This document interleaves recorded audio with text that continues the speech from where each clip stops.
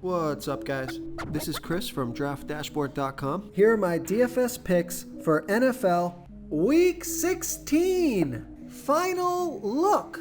These picks apply for DraftKings and FanDuel. Before I get started, please drop a like on this video and hit that red subscribe button And hit that bell icon so you don't miss our new videos.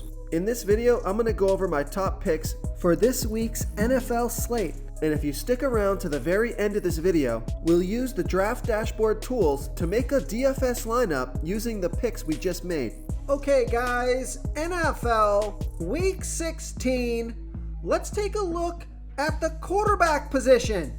So I'm going to stay away from Josh Allen and Patrick Mahomes this week. They have their playoff seeds all locked up. Now, they both have pretty good matchups, so I don't blame you if you want to run Josh Allen or Patrick Mahomes, but I'm going to save some salary at this position. I like Kirk Cousins, Dak Prescott, and I even like Brock Purdy from the San Francisco 49ers. But I think my favorite quarterback this week is Geno Smith from the Seattle Seahawks playing the Kansas City Chiefs, who have the 8th worst defense overall. They give up the 3rd most fantasy points to opposing quarterbacks. Geno Smith has averaged 20.4 fantasy points per game on the season. He's getting an average of 4 rush attempts per game. He's going to be about 8% owned, projected at 18.3 fantasy points here in Week 16.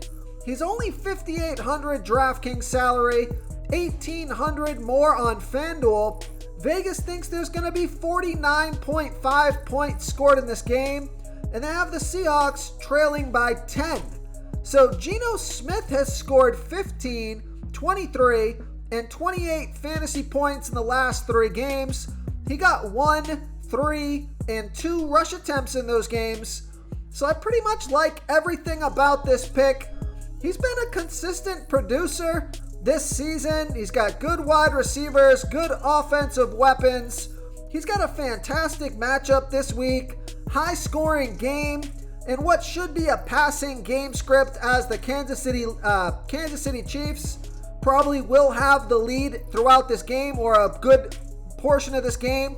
So they'll keep pressure on Geno Smith to continue to score the ball. So everything, the stars aligned for Geno Smith here this week. So I like Geno Smith here versus the Kansas City Chiefs.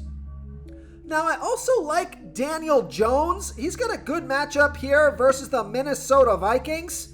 He hasn't scored over 20 fantasy points the last 3 weeks, but he's been knocking on the door 2 out of 3 games. He scored 10, 19, and 18 fantasy points in the last 3 games. But what I like about this pick is he got 10, 4, and 12 rush attempts in those games. And I believe the Minnesota Vikings are weak against the run, so that could bode well for Daniel Jones. So I like Daniel Jones here versus the Minnesota Vikings. So I mentioned I like Brock Purdy. But if you want a sleeper pick here this week, super low salary, it looks like Gardner Minshew is going to be the starting quarterback for the Philadelphia Eagles this week versus the Dallas Cowboys. Now, this is definitely a sleeper pick. You could take a flyer on this one. He's $4,800 DraftKings salary, $1,300 more on FanDuel. So it's possible he goes out there and scores 20 fantasy points and just absolutely crushes value. He does not need a lot of fantasy points to hit value at only $4,800. So I do think he's an interesting pick, although I much prefer Geno Smith this week. By far my favorite quarterback is Geno Smith. Okay, let's take a look at the running back position. So running backs I like. There's a lot of studs that I like this week.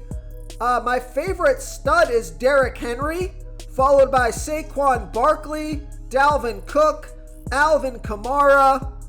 Those are the 4 studs that I like. Definitely Derrick Henry looks to be in a fantastic spot here versus the Houston Texans, who have a middle-of-the-pack defense overall. They give up the absolute most fantasy points to opposing running backs, Derrick Henry has scored 29, 26, and 6 fantasy points in the last 3 games, off of 21, 17, and 11 rush attempts, on top of 4, 5, and 3 pass targets. So he's going to be about 24% owned, and he's averaging 21.1 rush attempts per game, 2.7 pass targets per game, averaging 21 fantasy points per game. He's projected at 23 fantasy points here this week. He's $8,600 DraftKings salary. I think they could have priced him at $9K or more. I would have paid it. And Vegas thinks there's going to be 35.5 points scored in this game, with the Tennessee Titans favored by 3.5. So I like Derrick Henry here versus the Houston Texans. Now, coming down in salary here at the running back position, I like J.K. Dobbins from the Baltimore Ravens playing the Atlanta Falcons. He got 13 rush attempts last week, 1 pass target, scored 17 fantasy points. He got 15 rush attempts the week before that, scored 21 fantasy points. So he put in back-to-back good games. He's only $5,800 DraftKings salary. He's got a good matchup here versus the Falcons, who have the 3rd worst defense overall, middle of the pack defending opposing running backs. So I like J.K. Dobbins, who's going to be about 8% owned here versus the Atlanta Falcons. Now I also like Isaiah Pacheco from the Kansas City Chiefs, although he does have to compete with carries and targets with Jerick McKinnon. But both of these guys are priced down, and I think that they're going to carry a lot of the load here in this game. So I wouldn't play both of these guys, but I think you can flip a coin and play either Jerick McKinnon or Isaiah Pacheco, because they're playing the Seattle Seahawks, who have the 5th worst defense overall, give up the 2nd most fantasy points to opposing running backs. Isaiah Pacheco has scored 10, 12, and 16 fantasy points in the last 3 games, off of 15, 13, and 14 rush attempts, on top of 1, 3, and 2 pass targets. Projected at 15 fantasy points here this week, only $5,700 DraftKings salary, 1,000 more on FanDuel. Vegas thinks there's going to be 49.5 points scored in this game. They have the Kansas City Chiefs favored by 10. So the way I'm going to stack this game is going to be... Okay guys, it's time to announce the winner of our $25 weekly PayPal giveaway. And the winner is Pastor Charles Kazine. Congratulations, Pastor Charles Kazine. You are the winner of this week's $25 PayPal giveaway. Please reply to our comment to collect your prize. Before I continue with the picks, I'm excited today because we added a new contest for everyone watching. If you want to enter the drawing for $25 PayPal, all you need to do is like this video, hit that subscribe button, and make a quick comment below to be entered into the drawing. We'll reply to a random comment and let you know that you won. And we'll send you $25 PayPal. So it's that easy, and we pick a new winner every Saturday and announce them in our video. So get your comment in now so I can add another entry for you. Geno Smith with a couple of wide receivers or 2 of his offensive weapons. And then I'm going to run it back with either Isaiah Pacheco or Jerick McKinnon. I am leaning a little bit towards Pacheco because McKinnon is coming off of 2 monster weeks. He scored 34 and 35 fantasy points in the last 2 weeks, off of 10 and 6 rush attempts, on top of 8 and 9 pass targets. So it's those pass targets that make McKinnon valuable. So you could make a case that McKinnon has more value here because he's involved in the passing game as well, which gives him some pretty big upside. But I still think you can flip a coin between these 2 guys. So I like Jerick McKinnon or Isaiah Pacheco. So let's see who else we got here. One of the studs that I think is under-owned on this slate this week is Nick Chubb from the Cleveland Browns, playing the New Orleans Saints, who have a middle-of-the-pack defense overall. They're middle-of-the-pack defending opposing running backs.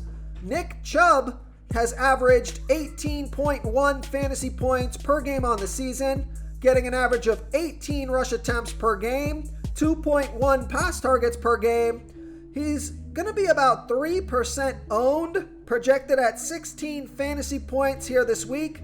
He's $7,700 DraftKings salary, 200 more on FanDuel, so I love that FanDuel price. So Nick Chubb, he's been struggling the past 3 weeks, only scored 10, 8, and 8 fantasy points in the last 3 weeks, off of 21, 14, and 17 rush attempts, on top of 2, 3, and 1 pass target. So 23 touches last week, 17 touches the week before that, and 18 touches the week before that. So it's not his volume that's the problem. And the matchup is decent here. Nothing great, nothing fantastic. But the reason I like this pick is just because of that low ownership. At only 3% ownership, Nick Chubb could score 3 touchdowns here and break the slate. So I think it makes him a good tournament play just because of that low ownership. So I like Nick Chubb as a tournament play here versus the New Orleans Saints. Okay, let's take a look at the wide receiver position. So the stud that I like is Stephon Diggs from the Buffalo Bills playing the Chicago Bears, who have a middle-of-the-pack defense overall. They give up the 10th most fantasy points to opposing wide receivers. Stephon Diggs has averaged 21.9 fantasy points per game on the season, getting an average of 10.1 pass targets per game. Now, he's only going to be about 6% owned. Looks like the majority of the ownership here is going to Justin Jefferson, and that's just because in the last 2 games, Justin Jefferson has scored 33 and 36 fantasy points off of 16 and 15 pass targets, whereas Stephon Diggs has only scored 11 and 7 fantasy points off of 9 and 5 pass targets. So I can see the case for paying up $800 more for Justin Jefferson, but I still like Stephon Diggs in this matchup. So I like Stephon Diggs here versus the Chicago Bears. But the stud that I like the most on the slate this week, I guess outside of Justin Jefferson and Stephon Diggs, those are the top 2 studs by far. Also, A.J. Brown has been putting up pretty good numbers here. So it's kind of interesting, actually. I'm going to mark him as a play because if you wanted to play Gardner Minshew, save a ton of money at quarterback, and then stack on A.J. Brown, I think that's a pretty interesting play here. The Dallas Cowboys give up the 4th most fantasy points to opposing wide receivers. A.J. Brown has averaged 18.9 fantasy points per game on the season, getting an average of 8.5 pass targets per game. Only going to be about 8% owned, projected at 16.2 fantasy points here in week 16. He's 8,100 DraftKings salary, 400 more on FanDuel. Vegas thinks there's going to be 47 points scored in this game. They have the Eagles trailing by 4.5, and that's because they get the backup quarterback, Gardner Minshew. But Minshew is not a bad quarterback, so I think they're in a pretty good spot this week. I wouldn't pick them to win this game, but A.J. Brown has scored 30, 17, and 35 fantasy points in the last 3 games off of 16, 6, and 10 pass targets. So he's been red hot, and I do like the A.J. Brown Gardner Minshew stack. So I like A.J. Brown here versus the Dallas Cowboys. But let's come down in salary a little bit here. So I was saying my favorite quarterback this week is Geno Smith. So if you're going to play Geno Smith, you got to play either one or the other. Actually, it looks like Tyler Lockett has been ruled out for week 16. So this sets up a Geno Smith DK Metcalf stack. So DK Metcalf from the Seattle Seahawks playing the Kansas City Chiefs, who have the 6th worst defense overall. They give up the 8th worst defense overall. They give up the 6th most fantasy points to opposing wide receivers.